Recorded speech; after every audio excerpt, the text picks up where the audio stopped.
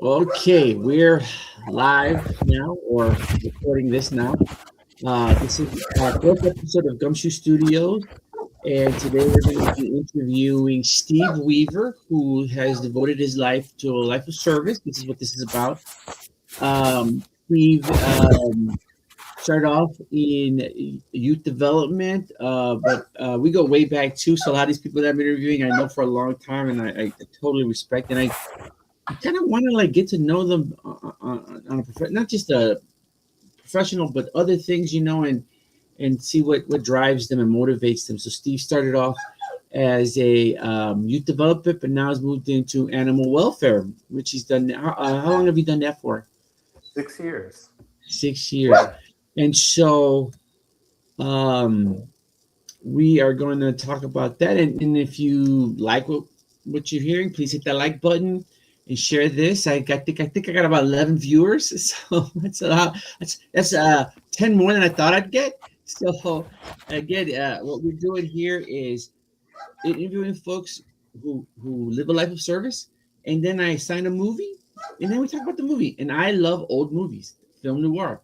And so this week's this episode's film is going to be Treasure of the Sierra Madre with Humphrey Bogart. And I'm a huge Humphrey Bogart fan, so I'll say that. And I think I've watched almost every single Humphrey Bogart movie out there. Um, all right, so Steve Weaver, where are you from? Oh, originally from Pennsylvania, Reading, Lancaster, uh, Mennonite country, not very rural, but my father was a poultry farmer. Um, and that's why my move to animal welfare is a surprise to me because I swore after dealing with those chickens and the manure and ammonia and all that I was never going to deal with animals. So you never know where your career is going to land you. Yeah. Can you hear the dog? Yeah, I can just a little bit. Yes, Yeah, but it's he's all right. outside. Yeah, it's okay. He's outside because he's kind of being annoying. So we'll just deal with my. Speaking of animal welfare, yeah, Yeah, I have a there big you German go. Shepherd that I Exactly. got saddled with. Yeah, that's for another story. But what brought you to Chicago then? So I ended up going. I ended up going to a Mennonite college in Goshen, Indiana, Goshen College, and then through that I did an internship at a organization that's no longer with us. It was called Urban Life Center, Chicago Center, and they would bring students into the city, and you would do an internship. And I actually did an internship at Black Ensemble Theater with Jackie Taylor, incredible director and legend in Chicago. Uh, I designed lights for her. I remember she for this show, this small little show, and she was like, "It's dark in here. Who did these lights?" Lighting design was not going to be my future, but it was an incredible experience. So I did that along with Pegasus players, and then it eventually came on staff with that program to kind of run their short-term programs, which you never know how life's going to lead you, right? But those every I bring in college students and we'd go to different neighborhoods and we'd connect with a community organizer or a nonprofit leader, and I got to know the whole city. I got to know Uptown, uh, you know, to the South Side, to the West Side, to the Polish Lithuanian community, and he'd have these neighborhood folk just take us around their neighborhood, and yeah, it was an incredible introduction to the city. So that was actually your first introduction to Chicago. That was my first, yeah, because I did that and I came back on staff, and yeah, just really got to know Chicago. We do mural tours in Pilsen with Carlos Cortez, the late great poet, Wobbler. I mean, he was an amazing icon with a huge mustache. So yeah, it was an incredible introduction to neighborhoods of Chicago. And so you were in theater originally, right? Theater undergrad. I went to Indiana Repertory Theater right after college. I thought I was going to do theater, And, the intern, I was a stage management, and the stage management director was like, I don't think, at the end of this, he's like, I don't think you should pursue stage management. I just wasn't that good. I forgot things. I just, all those details. But I loved being part of the production and understanding the whole big picture. Um, and so I did enjoy that. And then after that thing with the Urban Life Center, I ended up with the YMCA, their Hmm. training alliance. It was a much different Y, and I ran their youth programs, city youth and government program, where kids became like little older people. Got to meet Barack Obama as a state senator, because someone said, "Hey, there's this dynamic guy. Come have him speak to your students."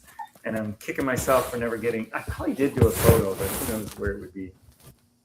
But I really enjoyed that.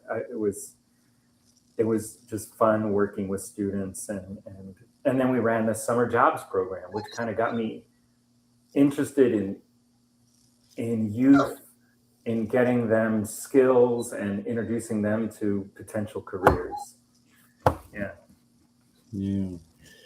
And you went from there to After School To Matters. Or Gallery 37, because I had that theater 37. background, and I was at the Y for a couple years, and Gallery 37 was hot at that time. It was on the Block 37 outdoor tents.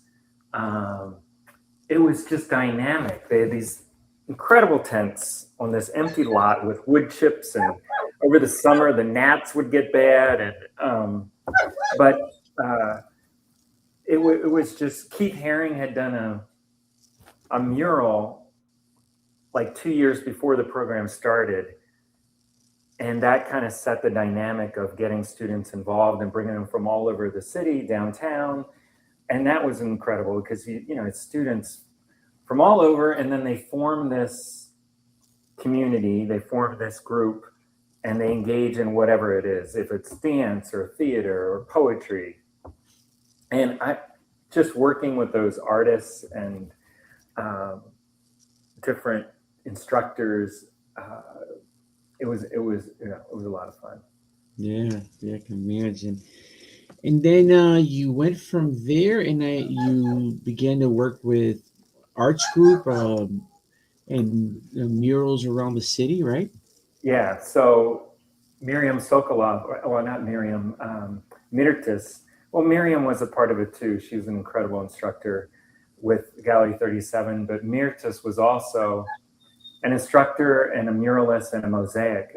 She does these amazing, intricate mosaics. And Mirtis was like, you should get involved with Chicago Public Art Group. So I joined the board, and was on the board for a couple of years, and then John Pounds was retiring. He was a legend, had been in the job over 30 years, I'm sure. I'm trying to figure out, probably more, because the organization had turned 50, and he was there near the beginning. And so I ended up jumping into the executive director role, did that for 4 years of Chicago Public Art Group, community engaged murals that involved the voice of the community.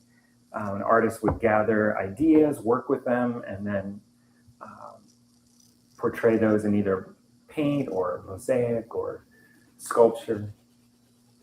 Um, did that for 4 years, and then transferred to animal welfare. But it's the youth development, community engagement. And when I think about like why, how does this all fit together? Because I was going through some job search and talking with a lot of people, and this one friend connected me with this guy, and he's like, I don't get you. You've been on these nonprofits. He was a lawyer, and his motivation was money. I mean, he just was good at making money. And I think he kept pushing me for why do you do this? And I think it's all about access. I think that's what drives me. And little did I know that there was so much access work in animal welfare, access to veterinary care, access to food, considering that every community should have access to a pet if they want one, Mm. and the benefits that come from having a pet. And I think that's what that's what gets me going. It's trying to um, figure out how to provide that access and then build the community around it, the community of pet people, youth workers, artwork, African dance, whatever it is, poetry. Mm. So wow, that's kind of a very like interesting journey you've taken. Um, so how long have you been with your current organization? 6 years. It was 6 years. really going to be a recovery job because being executive director, as you know, is quite intense, a tense 4 years. And I said, you know what? I'm going to take this job. It seems really interesting. I'll just like recover for a little bit and then find something else. And I I just had no idea. I'm very driven by politics too. I love getting to know the politics of each of these communities because definitely public art has its own like ecosystem with all its players. But boy, animal welfare is the same way. It is a hotbed of different players with different agendas and lots of Mm. passion and lots of conflict. And it's fascinating. It's fascinating system that is, moving forward. We've talked about this before. Animal welfare used to be very like exclusive. Like if you Mm. weren't from a certain community, you were not going to get a pet. You were going to be scrutinized. Come, let's go look at your home. Let's go. Do you rent? Do you own? And if you rent, well, then you're suspect. Um, but all that's changed. I mean, it's evolving. It's changing, and that's fascinating. Mm. Um, what would you say is the best part of your day as you move through this world of animals? Best part of your day. Yeah, I we do these career workshops with students from different high schools where they come in and we talk about our careers, and they ask this also. And I think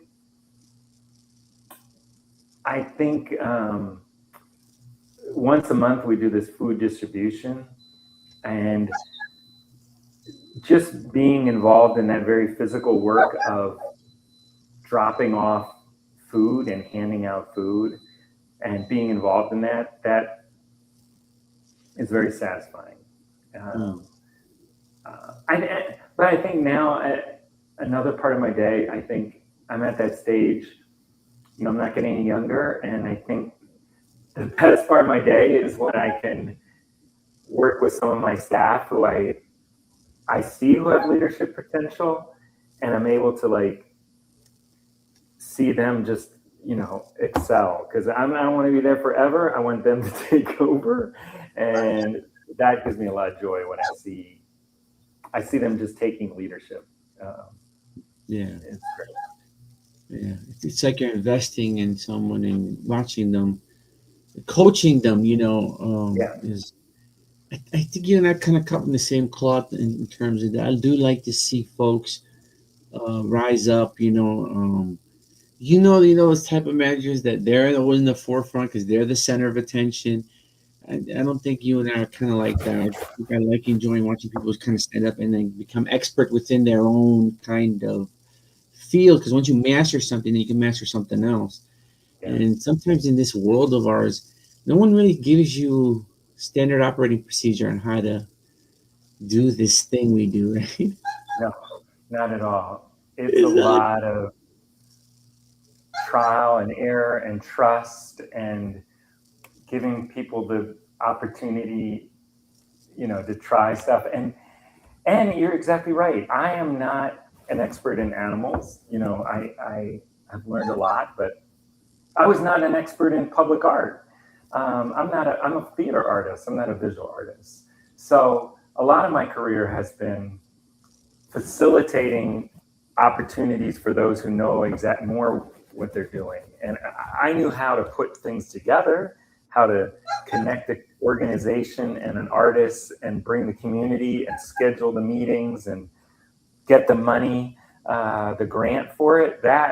And that's in essence what I'm doing now. I'm helping get grant money, and then I'm giving it to some of my staff who know more about animals and the intricacies of dealing with individuals. So, And then it's also like it's like you're making the sausage. I always say, like, when people see the finished product, whether they see like this event or these things moving, uh, these systems in place, yeah, no one realizes that behind the what the work it takes. And so one of the things I've learned too is that I accept my mistakes.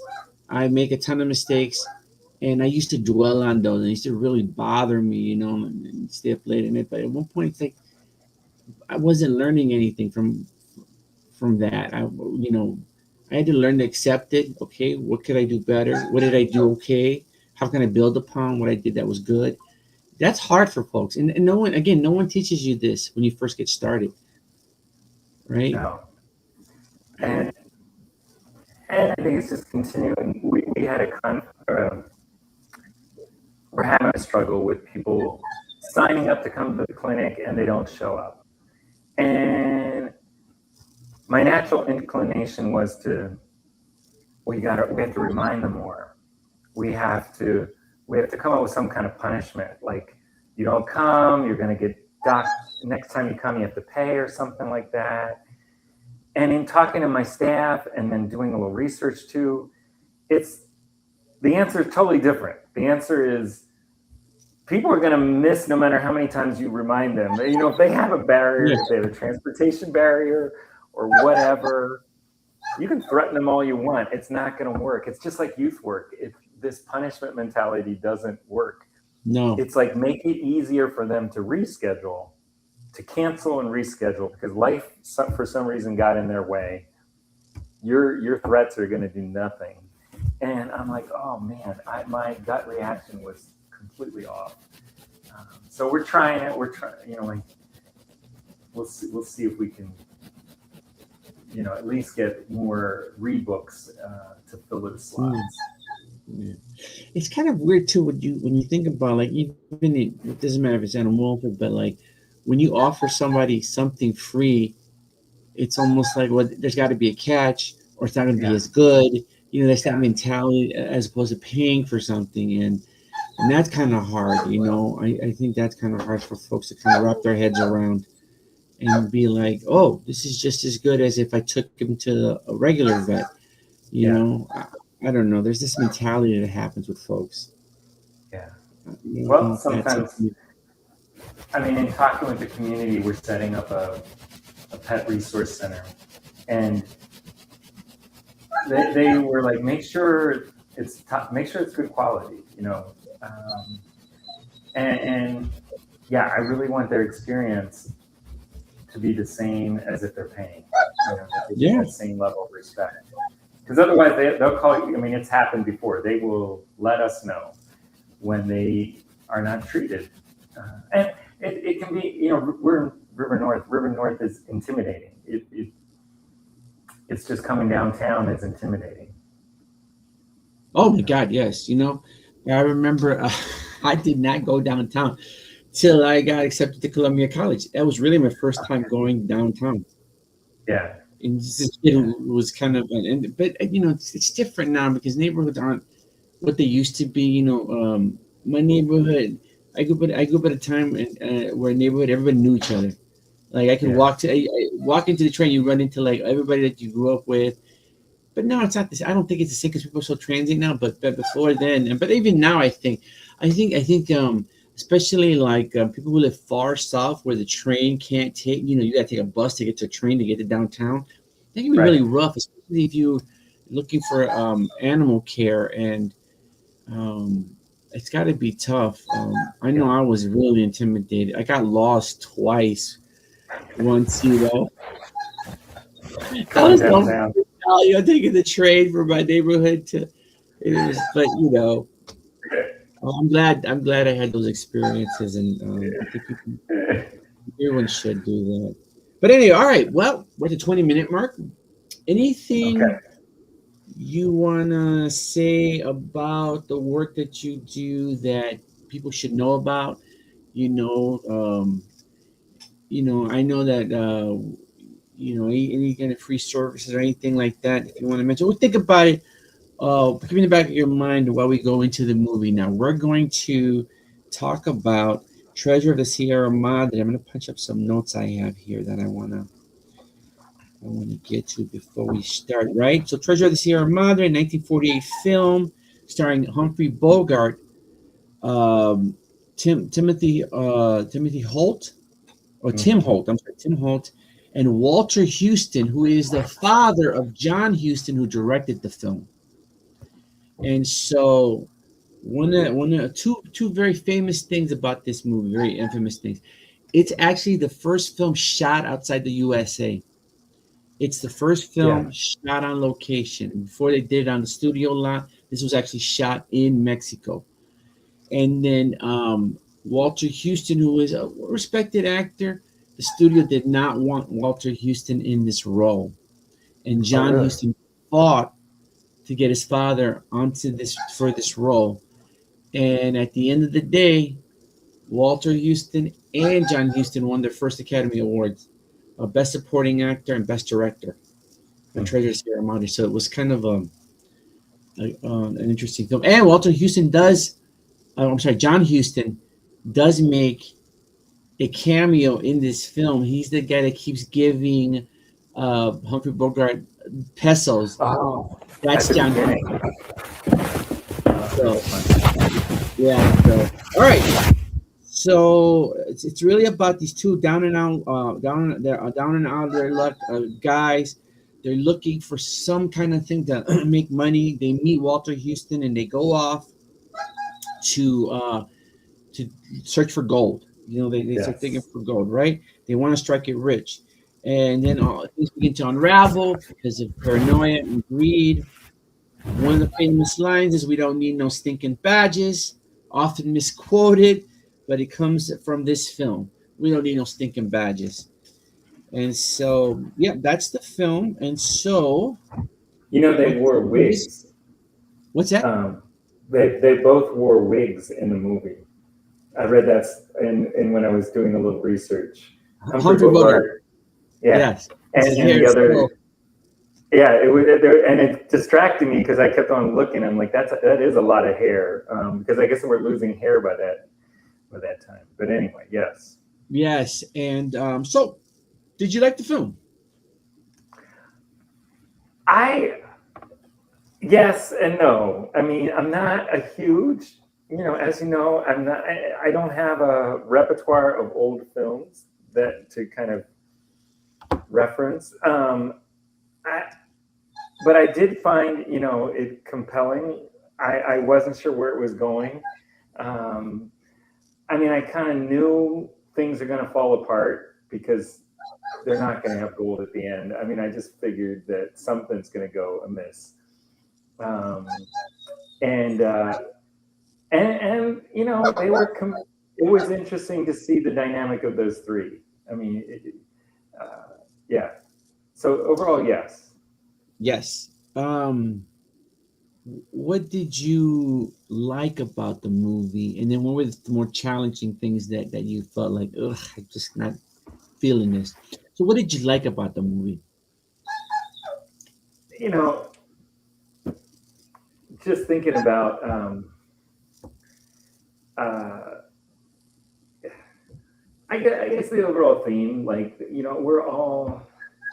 we all get this illusion that if only, if only I made, whatever more money, and if only I invested in Bitcoin back when it was coming out. This coworker of mine, her family invested in Bitcoin, and you have these thoughts like, and when the Tim Tim the Holt.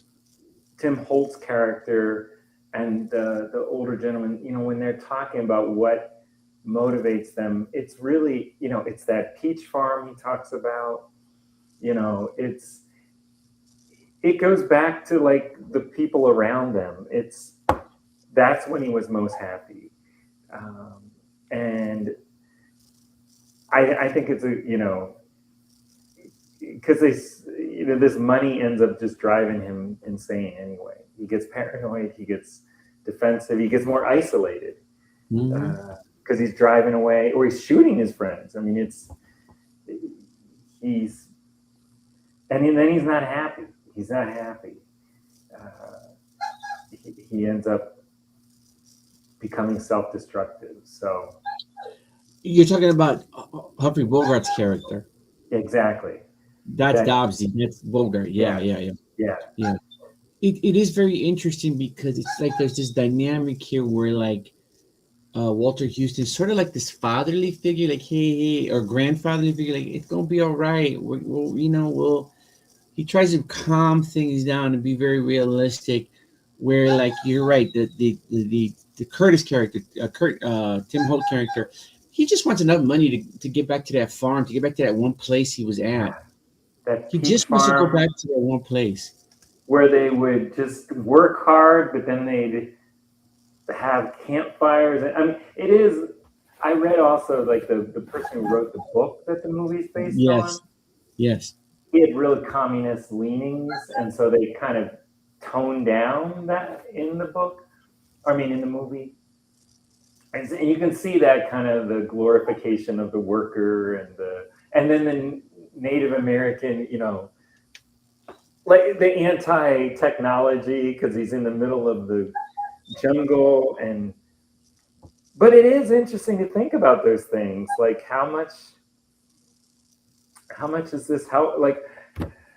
So I went out for dinner last night with my son inviting me with one of his friends, um, to their house, and we just had a good meal. Like it was simple. We were cooking and eating and drinks and just like talking. And I was strangers to all of them. So, but it was just so enjoyable to be together with people eating, right? And and so yeah, where do those places? How do we form those places here? What are the different communities that we connect with? I don't know. It got me thinking about that. Is it is No, it is no, it the no. arts community? Is it the church? A lot of people, it's church or some kind of religious thing that builds that. I know you and I. We also form communities in our work, but that can also be Mhm. tricky because you're in that community, but then your job can change. Yeah, But yeah. you're And then still part of that. you have to make some hard decisions, like they did when all three decided to kill that one guy who showed up, Yeah, and then he actually fights off the bandits exactly. with them, and he gets killed. And there's a sense of like, I think from the very beginning, Humphrey Bogart's character was already disillusioned. No matter he could have had all that gold, he would have still been Yeah, disillusioned and blown it and been back where he was at, then not have yeah, learned anything, right? So one of the things that I always ask, did you connect with any of the characters? Like, was there a character you were like, because we can be any one of those three characters, and we yeah, probably have been. You know, there have been moments in our life where we've been disillusioned and we become very sour and cynical, and no amount of like, oh, I see the sun. Oh yeah, it's burning me. If you get under a shade, oh, it's too dark. You know what I mean? Anything that they tried to talk to Humphrey Bogart about, he was going to reverse it. He was real. Think about it. He was a very bipolar character. He was very scared. yeah, He didn't matter. Try reasoning with him. He was going to flip it on you. yeah, And the Hope character was more like, I just want to make enough. I don't need to be super rich. I just need to make enough to get back to this one place that I've romanticized, because I think it's very but when you can never go back to that place. No, It's also no, mythical, and yeah, Walter Houston's characters were like, yeah, let's go. If we find treasure, great. If we don't, but let's just do it. But even him, he's like one last hurrah before I leave the mortal coils, as it is, right? Because he's really like towards the tail end, at the end of his life, and he's like just looking for one last thing, maybe live comfortably, and exactly. he finds it in the end. But any one of those characters you thought, yeah, that one's kind of hitting home a little bit. No, I think I think it is a combination. I mean, it all depends on what what day of the week. There's times when I feel very satisfied with what I'm doing or the choices I've made, the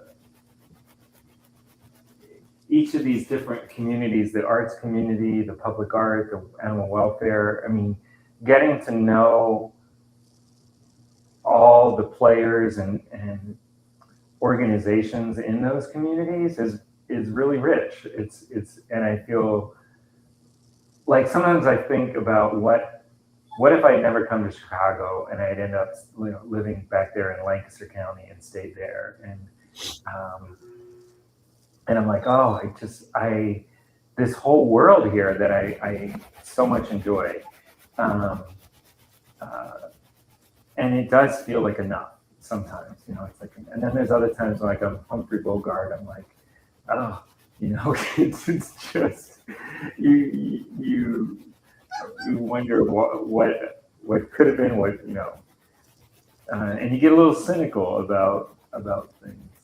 Mm-hmm. I think it's No, it's only fine. natural. Yeah, Yeah, and so what were your thoughts on each? So each character has its own journey, right?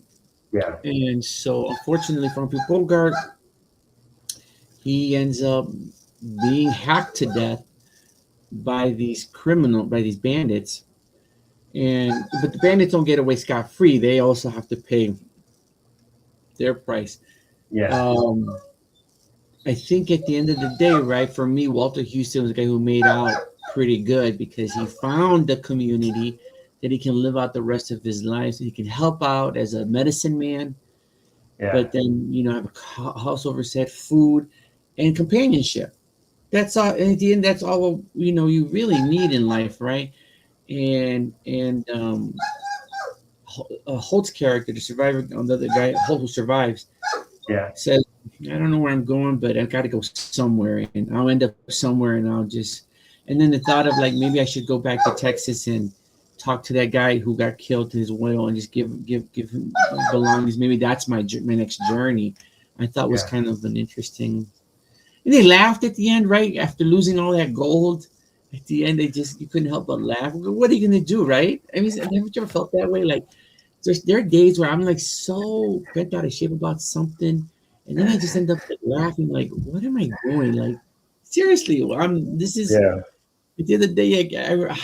I don't know. I don't know. I maybe lost a job or got let go, and I'm so wound up. But then, I'm okay now. You know what I mean? Oh yeah. I mean, they say that in the movie too. Like, the worst wasn't as bad as I thought. Because in the end, they were so worried about losing their gold, and they would pack it away and they'd hide it, and um, They and sleep then with the their worst, guns. yeah, and the worst happens, and he's like, oh, it wasn't that bad, or it's all it's all temporary. It comes and it goes. Um, so But yeah, do you but being think able, yeah, I've always wondered about this real quick? Just do you think that that happened? So as I'm, this is probably my fifth or sixth watching of this film, and every yeah, time I kind of pull something new from it, and they could have gone ape shit and angry and cursed the sky. They chose to laugh. yeah, They chose to like kind of like So is it at the end of the day, this idea of like happiness, right? It's a choice. You have to yeah, choose it, and it's hard. right? Yeah. Uh, Uh, it's a choice. Um, it's always a choice to decide how, and this is probably the hardest thing to learn is you control your reaction to things. And I mean, it sounds so simple and cliche, but God, is that hard to remember in life, that no matter what chaos comes or blessings come, it's how you react to it. You have control of that. Um, and yeah, and they chose to be like, well, I guess we just are kind of back where we started. And I'm like, wow. yeah, because the one who got the worst was Dobbsy, right? Humphrey Bogart character, and it's very interesting because when you look at Humphrey Bogart's kind of um body of work, Uh-huh. I really do think he's probably one of the greatest actors. I know people say Brando or maybe like Johnny Depp or like Brad Pitt in modern era, Javier Bardem. But Bogart really is the genesis of this kind of like he's this tough guy Yeah. who can also be incredibly sensitive. He's very sensitive and wounded, who can be this kind of crazy nut job, but then also be like this reflective kind. As I'm going through his filmography, it's not like Yeah. he. People kind of mistake that they always think Casablanca, Maltese Falcon, but there's so much more breadth of his work where Yeah. he's not this really shiny, hip, kind of all, like cool, debonair, smoking. He's a very desperate despot, right, Yeah. in this movie. Like, he's just so nasty. Yeah. And, I think that takes a lot of guts because not many actors will put themselves out there like that. But Yeah. those are my thoughts on Humphrey. I Well, know more than the you. it came across.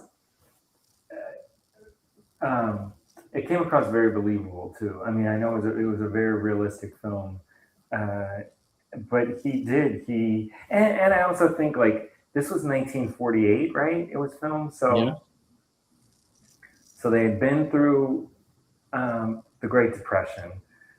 They'd been through World War II, and and I think things were hard, and it was not a time to have comedy. It was they were just on the cusp of maybe the 50s where things turned light and kind of otherworldly, but they were still coming out of that extremely tough. Um, yeah, so that desperation, he was able to turn yeah, it on and make it very believable.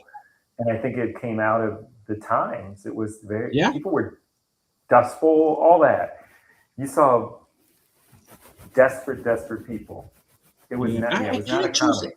it. No, it's not. It's not. I kind of chose this film too because knowing you, right? And I'm thinking about me.